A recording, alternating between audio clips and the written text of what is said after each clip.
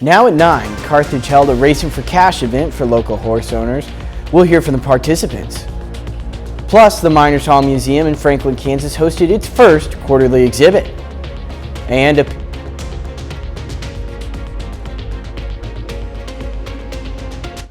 The 4 states' most watched news starts now. Thank you for joining us tonight. I'm Cale Chapman. Horse owners gathered together this weekend in Carthage for Racing for Cash, a barrel race competition. KOAM's Yana Attila visited the event and talked with the officials and participants.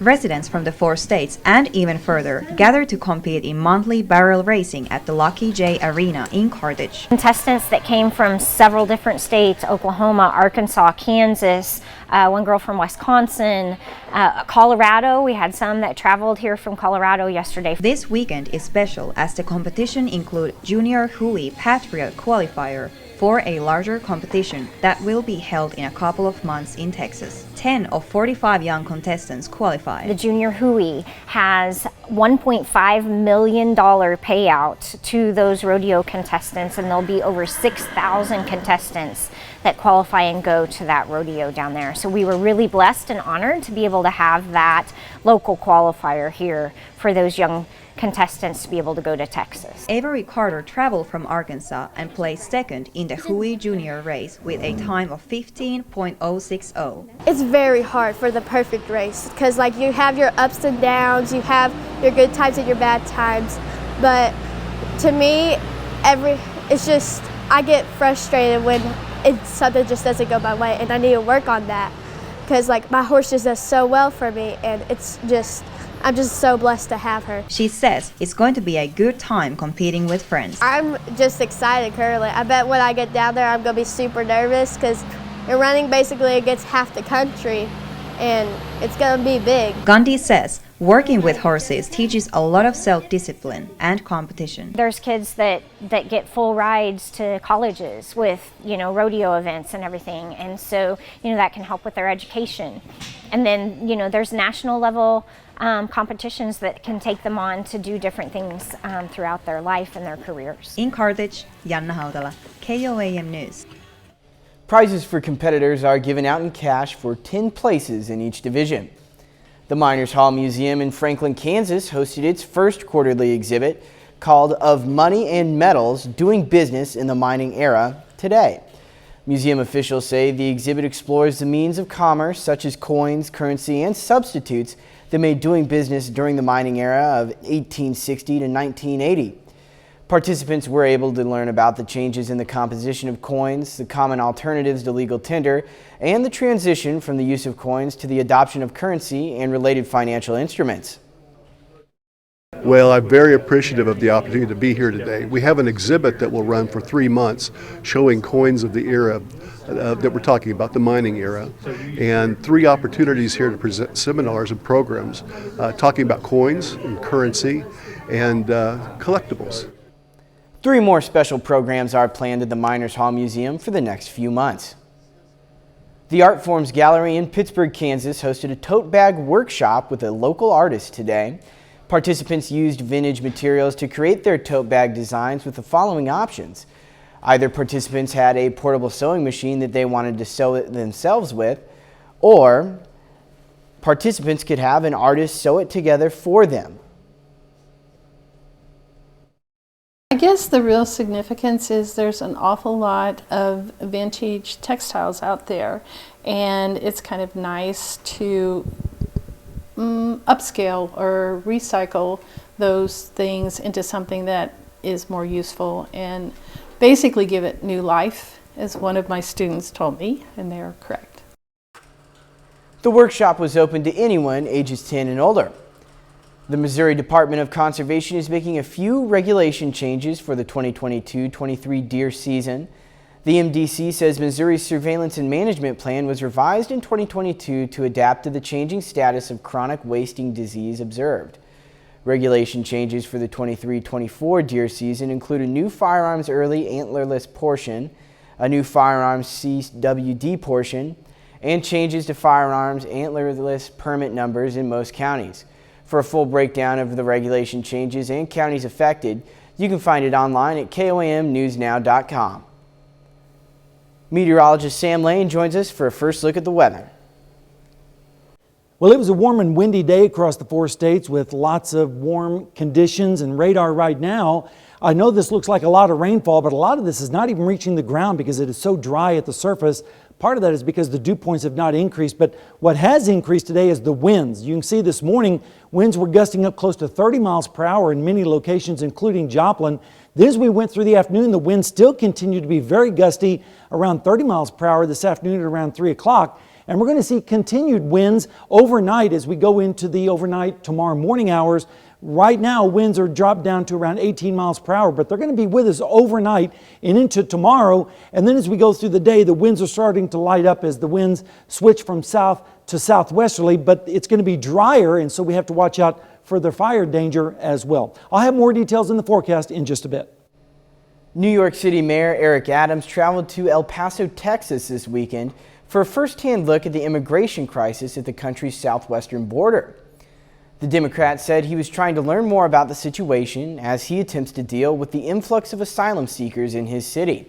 Adams was accompanied by El Paso Mayor Oscar Leeser as he inspected the border itself, and he also visited a local shelter and a facility where migrants are processed. Nearly 40,000 asylum seekers have made their way to New York City since last spring. The New York City mayor is calling for more federal support to help his city deal with the influx of migrants.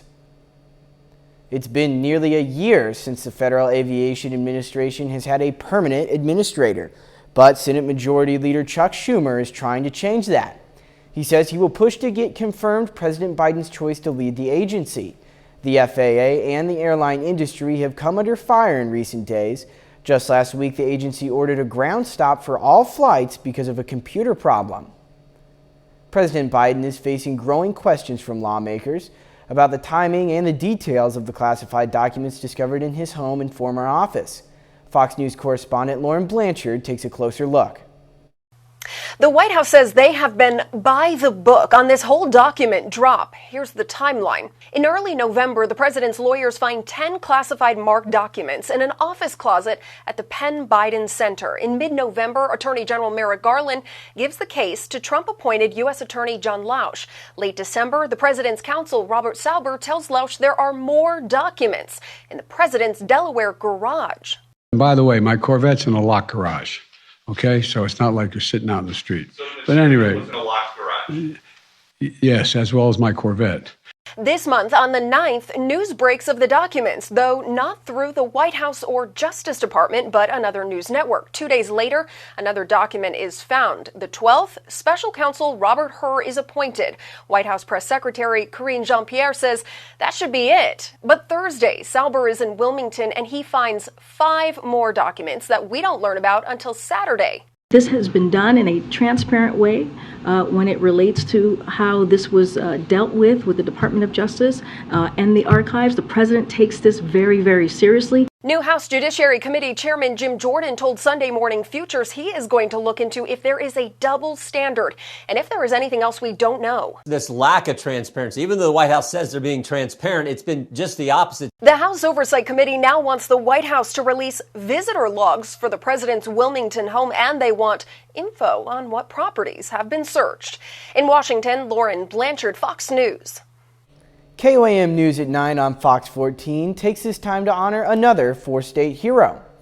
Frank Lindsay served in the U.S. Army from 1967 to 1970. The Lamar, Missouri native went overseas to Vietnam with the 101st Airborne Division, where Lindsay fought during the Tet Offensive. He was awarded the Vietnam Service Medal, Bronze Star, Good Conduct Medal, and Jump Wings.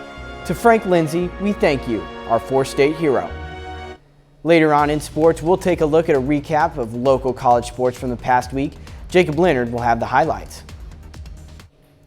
We're 3 years into the pandemic and many people have stopped wearing masks in public, but the World Health Organization is urging everyone to mask up if they've been exposed to COVID, are at high risk for the virus, or are in a crowded, poorly ventilated space. The agency also issued new guidelines about isolation, recommending that symptomatic patients test negative on an antigen-based rapid test before leaving isolation. Those who test positive but have no symptoms are still encouraged to isolate for 5 full days. Researchers studying the lasting effects of long COVID think they've found an end time to the virus. A study published in British Medical Journal say that following a mild COVID infection, the majority of people had symptoms for months, but most symptoms subsided completely within a year. Symptoms included loss of smell, change in taste, shortness of breath, brain fog, fatigue, and palpitations. Long COVID symptoms were prominent for the first 6 months, then symptoms began to subside. Some motivation for your New Year's resolution. A study suggests you can reduce your risk of early death by sticking to healthy eating patterns. The study, published in JAMA International Medicine, followed tens of millions of men and women's eating patterns for over 30 years, finding that those who stuck to 4 healthy patterns of eating had lowered their risks of early mortality by nearly 20%. The study emphasizes that diets can be healthy across cultural and personal food preferences as long as they generally incorporate whole grains, fruits, vegetables, and legumes. Here's some info that could power you through dry January. That nightly glass or 2 of wine is not good for your health. According to research from JAMA Network, there were around 140,000 deaths in the U.S. per year from 2015 to 2019 resulting from alcohol use. About 40% of those deaths were from car accidents, alcohol poisoning, and homicides.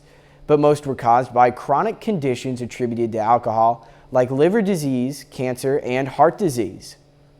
Meteorologist Sam Lane is next with a complete look at the forecast. And later, the debate continues over the recent gas stove ban proposal. We'll take a look.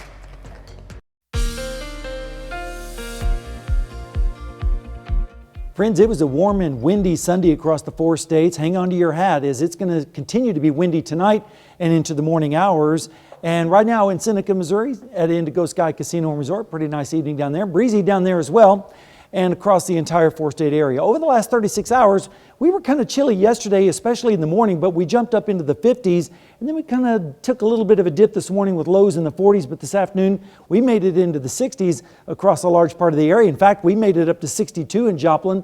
The low was 40, which was well above the normals of 44 and 25. In fact, we were only 6 degrees away from the record set back in 1952. We don't want to talk about that -1 back in 1979. Radar looks busy this evening, but a lot of this is evaporating before it even hits the ground because of the dry air in the mid and lower levels. But some of those showers will start to make it to the surface as we go into tomorrow morning.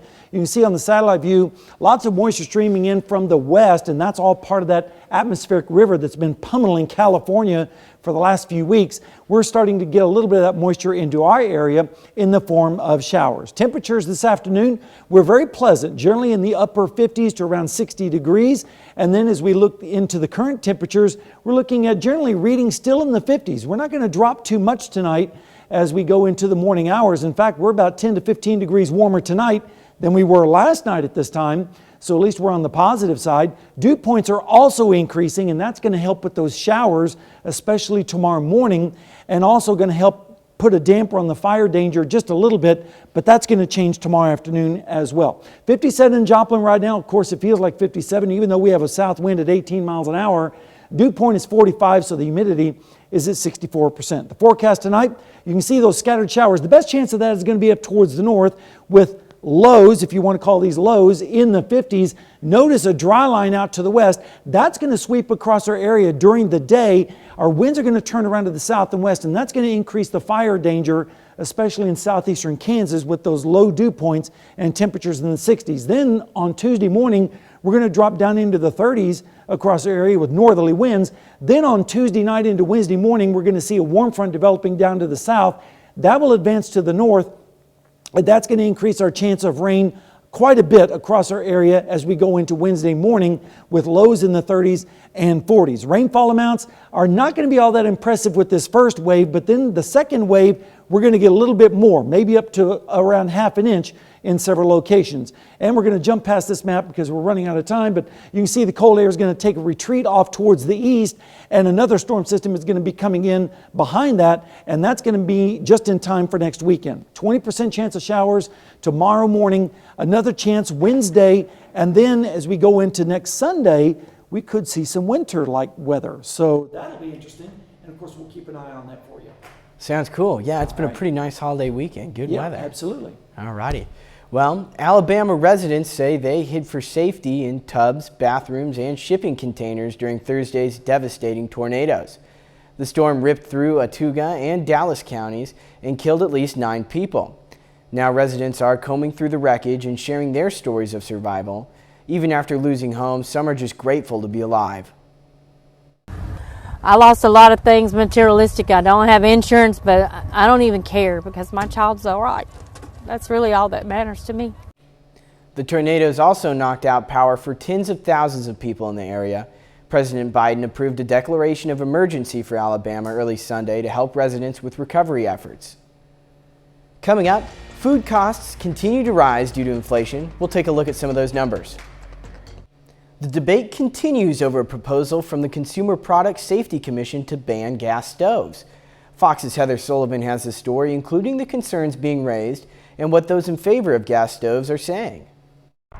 I think people ought to be able to choose whether they want to use gas or electric in their own home.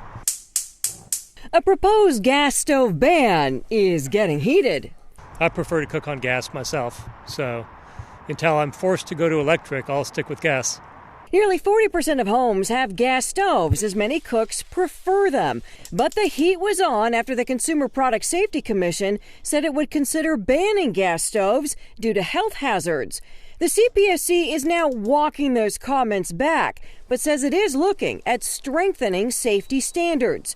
Researchers at Consumer Reports explain gas burners emit dangerous pollutants into the air. One is carbon monoxide and carbon dioxide, which we've known about for a long time.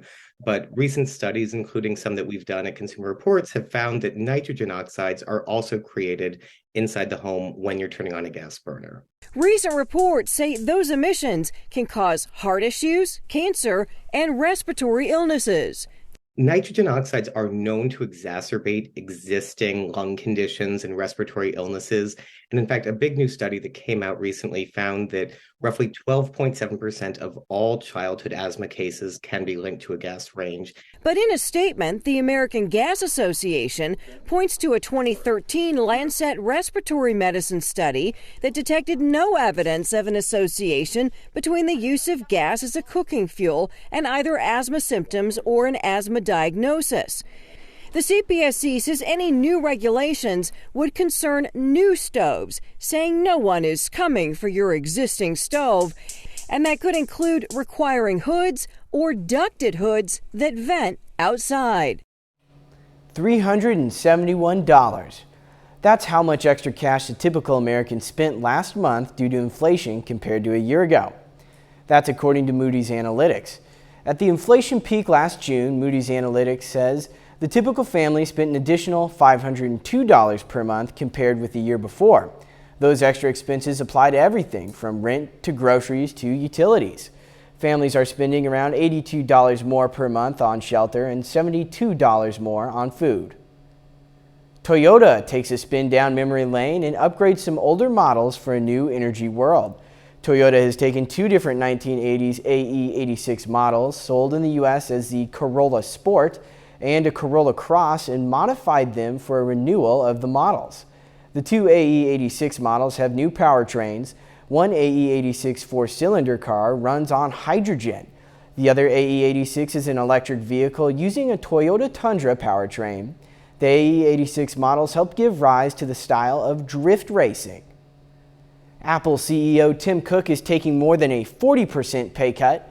Cook's total target pay for 2023 is $49 million. That's slashed down from 2022, when Cook received over $99 million in total compensation. The new payment package agreed on by shareholders reels in Cook's equity awards. Now he will receive the same $3 million base salary as last year, a $6 million cash incentive, and just $40 million in equity. The cut does not appear to be a punishment for Cook. He even recommended the move.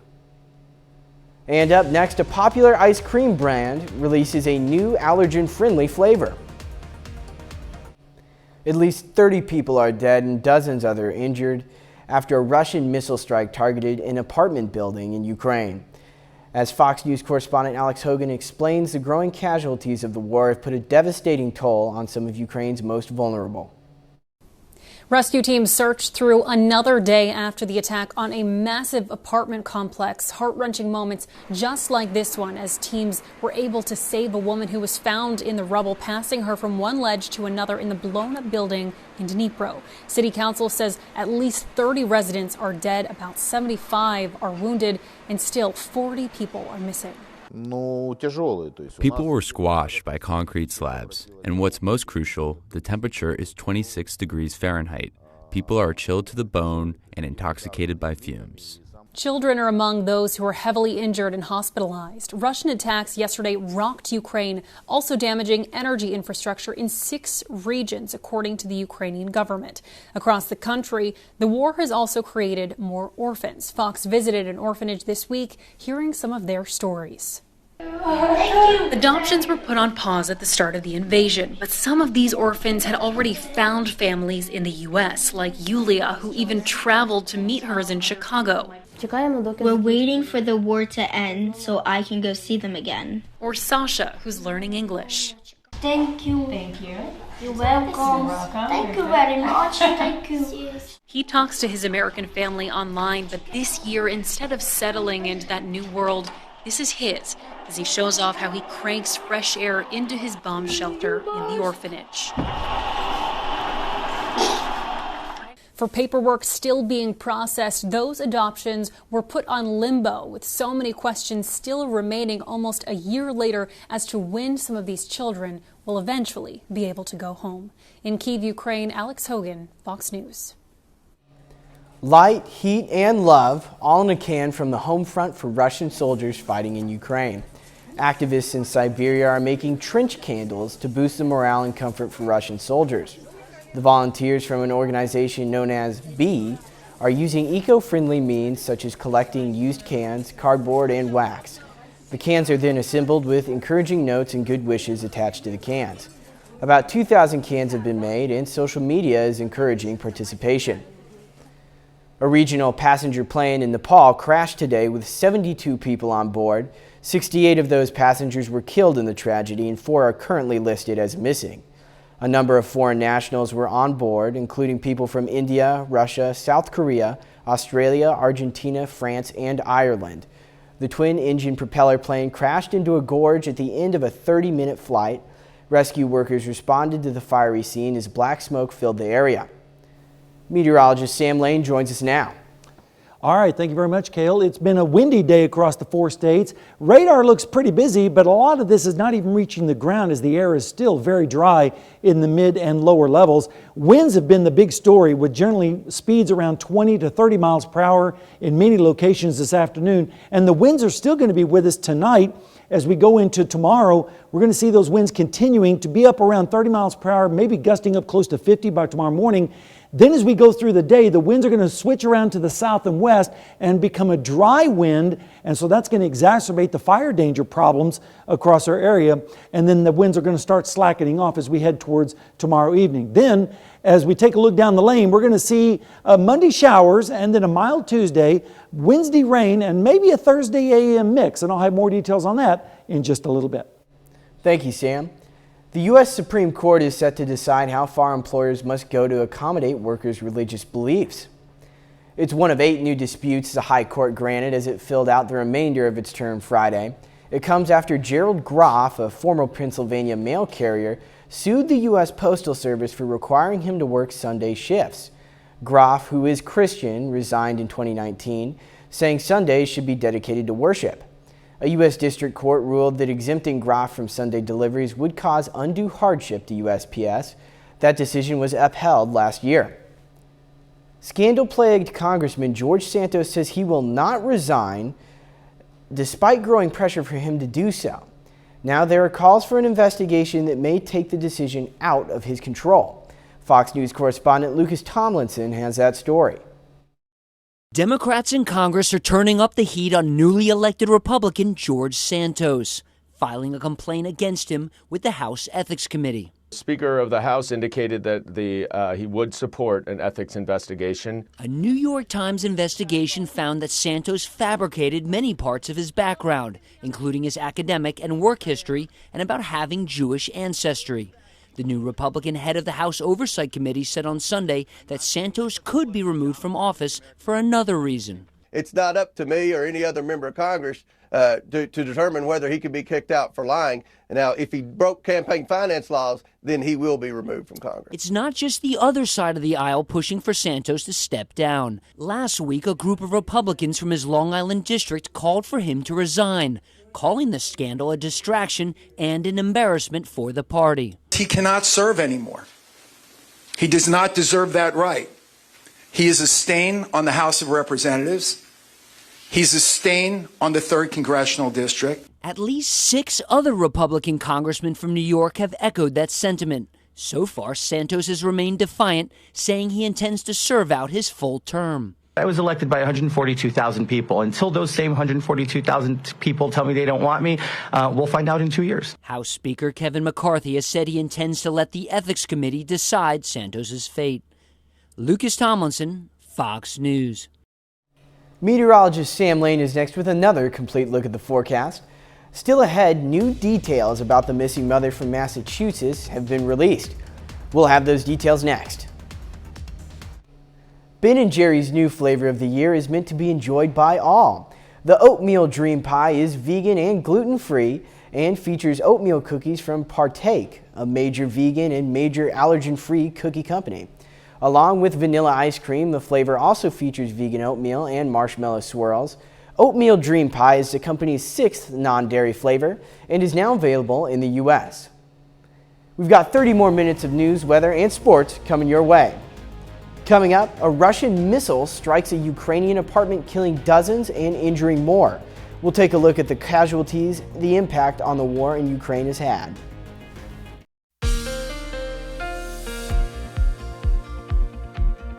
Well, it's been a pretty nice weekend across the area, if you didn't mind the wind today, as it was pretty strong out of the south, but it's going to bring up some moisture from the south as well, and that's pretty good news as we've been kind of dry lately, including down at Seneca, Missouri, the Indigo Sky Casino and Resort. And you can see a pretty nice night down there, as well as across the entire four-state area.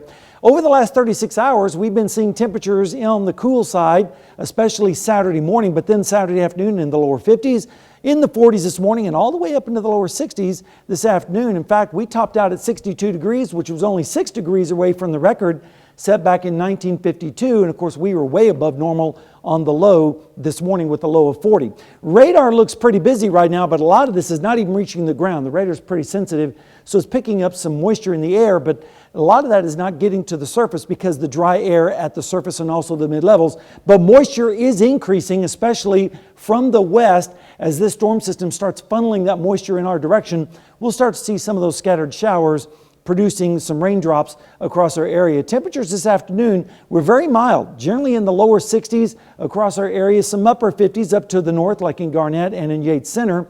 But everyone enjoyed a pretty nice day, and temperatures right now are still pretty mild, generally in the upper 50s, and they're not going to fall that much tonight as the winds are going to keep things stirred up a little bit.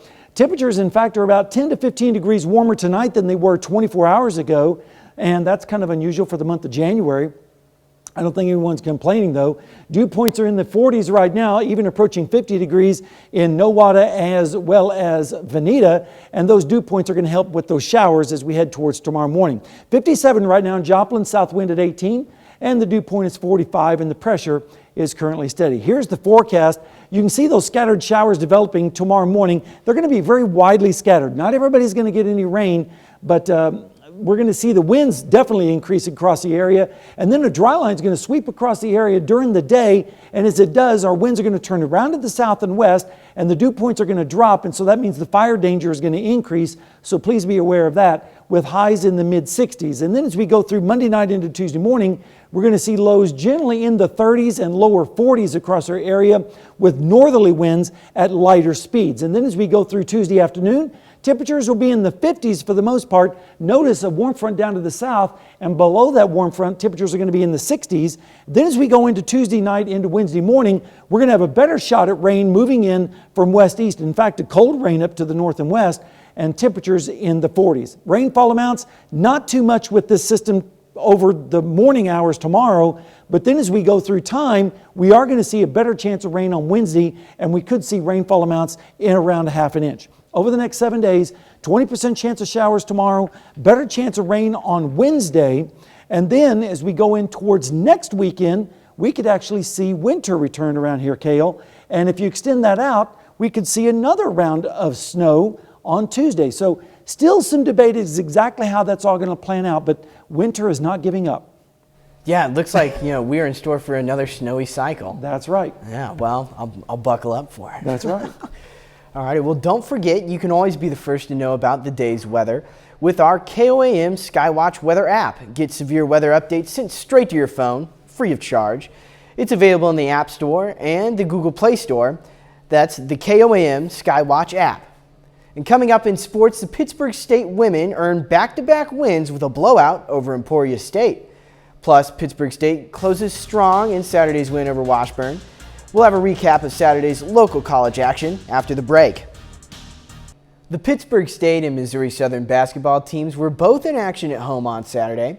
Pitt State split with Washburn while Missouri Southern split with Emporia State. Sports Director Jacob Leonard has a recap of last night's local college action. The Pittsburgh State women got off to a bit of a slow start Saturday against Washburn, trailing by 4 at halftime. Their defense is super tough. I mean, I really believe they're one of the toughest defensive teams in the league. They're long, they're quick, they ice us. I mean, that was hard to play against. The Gorillas turned it on in the second half. Pitt State outscored Washburn 28-12 in the fourth quarter. A run kick-started by fifth-year players Aaron Davis and Tristan Gegg. When we came to the fourth quarter, we started slowing down, really taking time to look at the defense, seeing what they're giving us, and making sure we have the right team shot. I just feel like we got some emotion going, got a little confidence, and that can do a lot for you. And it's contagious. I think we got a pretty good group that feeds off of each other. And so that was the biggest difference, I think, was just get that little lift from Aaron and T. Corinna Gerber posted 16 points and 9 rebounds for Pittsburgh State, while Grace Pyle had a double-double with 15 points and 11 rebounds. In the men's game at Pittsburgh State, Marquis English got off to a hot start and led Pitt State with 15 points. But the Ichabods made 14 threes on the day and shot 53% from the field, beating the Gorillas 93-63. In Joplin, the Missouri Southern women started fast against Emporia State, outscoring the Hornets 27-10 in the first quarter. It was a big momentum. We really needed that, and seeing everyone hit shots and everything going in, it was a big plus for our team to just give us more momentum to keep going. Southern cruised by the Hornets 86-69 with 4 players in double figures. Caitlin Honeycutt made 4 threes in the game and finished with a season-high 20 points. I saw a couple shots go in early, so it gave me some confidence. I've been struggling throughout most of the season, but my teammates have had confidence in me throughout the whole time. They always tell me shoot the ball, shoot with confidence. She's such a good shooter, and we all know it as a staff, and all her teammates know how good of a shooter she is. It was just great to see her finally knock down some shots and shoot with confidence. And you could tell after she made her first couple, she wasn't worried about it. She wasn't hoping it was going in. She knew it was going in. On the men's side for Southern, the Lions saw their 7-game winning streak come to an end, falling in overtime to Emporia State 83-79. Vincent Sigmund Jr. led the way with 21 points for the Lions. Missouri Southern will be on the road next week for a pair of games against Northeastern State and Rogers State. We'll be right back with more news and weather after this. Today marks 2 weeks since Massachusetts mother of 3, Anna Walsh, was last seen. Her husband, Brian Walsh, has been charged with misleading investigators, but he has not been charged with any other crime related to Anna's appearance. Fox News correspondent Brian Innes is in Cohasset, Massachusetts with the latest in the case. Anna Walsh has been missing now for 2 weeks, but it appears that this missing persons case has likely shifted to a possible murder investigation focused on her husband, Brian Walsh. Brian is in custody, charged with misleading investigators about his whereabouts in the investigation of his wife's disappearance. It's important to note, though, that he's also a convicted fraudster who is awaiting sentencing after being found guilty of selling fake Andy Warhol paintings for $80,000. Listen to friends of the Walshes. You had us fooled, and every day it's like peeling the layers back from an onion. You just find out more and more, and it's like, did we really not know them that well? Like, what else did they hide from us? Brian was smiling after being arrested by police. In a 2019 affidavit, a friend of Brian's father described him as a sociopath and a very angry, physically violent person. In 2014, Anna filed a police report saying Brian threatened to kill her and a friend. Law enforcement experts tell us they expect a murder charge imminently. The call that she made to law enforcement saying that she had been threatened to be killed, I mean, he is a true sociopath. He has no empathy. He does not care. He is not going to necessarily obey the law. If you're a sociopath, you have no limits. Forensic lab results in this case will be key. There was blood found in the family's basement, as well as a damaged knife with blood on it, and reportedly a hatchet, hacksaw, and blood were found in a trash facility. There's also the reported internet searches of how to dispose of a woman's body. The couple's 3 sons, ages 2, 4, and 6, are in state custody. In Cohasset, Massachusetts, Brian Yennis, Fox News. Up next, a popular sequel is still sitting at the #1 spot in the box office. We'll take a look at the weekend's numbers. Well, eventually some movie has got to top the Avatar sequel at the box office. Will it be this weekend? We've got the early estimates for the top 5 films in theaters.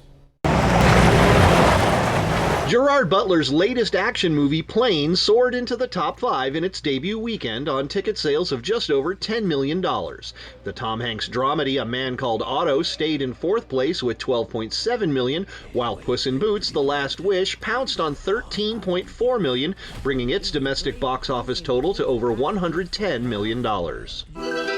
I designed Megan to protect Katie from feeling lonely. AI fright flick Megan scared up $17.9 million in its second weekend in theaters, bringing its 2-week total to $59.7 million. James Cameron's Avatar: The Way of Water continues at #1 for the 5th straight week, adding $31.1 million to its domestic box office total. In Hollywood, I'm Rick Damigella.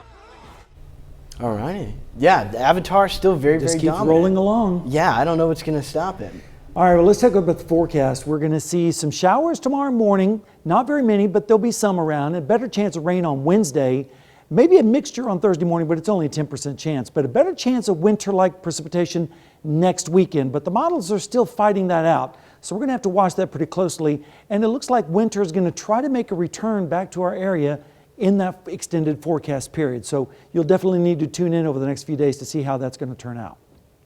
But that's the way it's looking right now. Cool. Hopefully it'll solidify some over the next couple of days. We'll get a good concrete read there. Yeah, be sure to check in with Chris Warner in the morning and he'll have all the latest details. For sure, yeah. Well, thank you for joining us. That's our time for tonight. We'll leave you with a video of a bear in California taking a relaxing swim in a pool. We'll see you back here next time. Thanks for making us a part of your night.